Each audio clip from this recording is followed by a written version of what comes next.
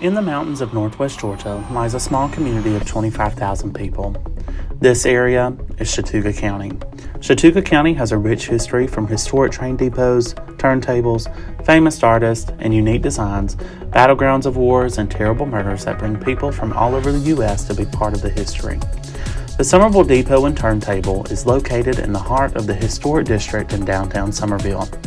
Standing for over 100 years, beginning in 1889, it is home to one of the few operating railroad turntables in the U.S.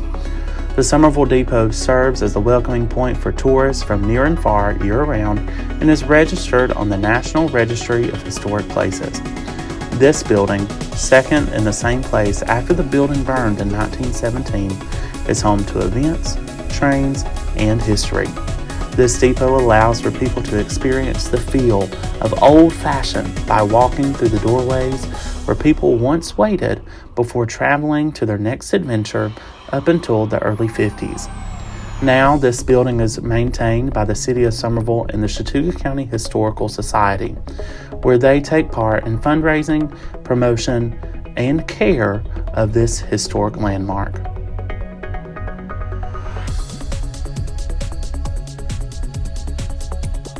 We move down the road to visit one of the other famous places in Chattooga County, which is Paradise Gardens.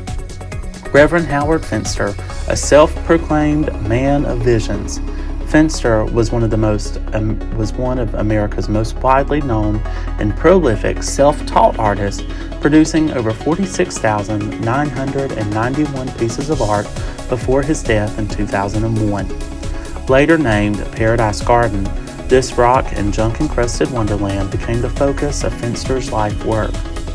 However, in 1976, his focus shifted as he was using his fingers to apply paint to a refurbished bicycle. Fenster noticed that the paint smudge on the tip of his finger formed a human face.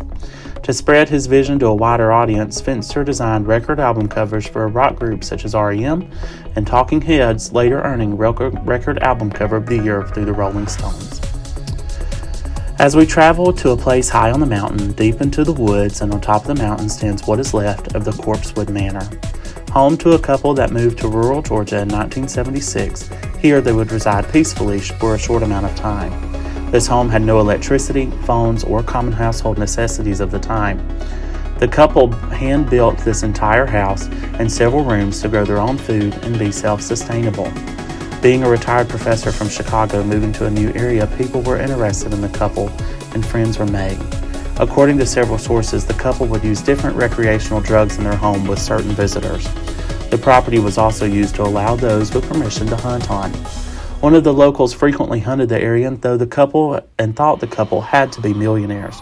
This led the local to come up with a plan to rob the couple living at Corpsewood, where tragedy would strike. This event led to a national manhunt of the murderers, where they are still in jail to this day. There is not much left of the home and a lot of the stories that have been told about the events of the tragedy and how it occurred.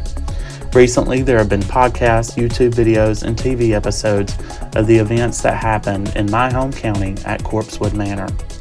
Though Chattooga County may be small, there are many historical and impactful moments in history from murders, travels, and famous artists.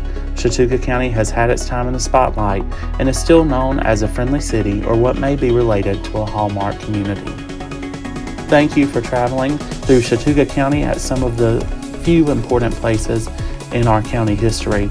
There are many more to discuss, as we could spend all day traveling to historical sites that our historical society has founded and maintained.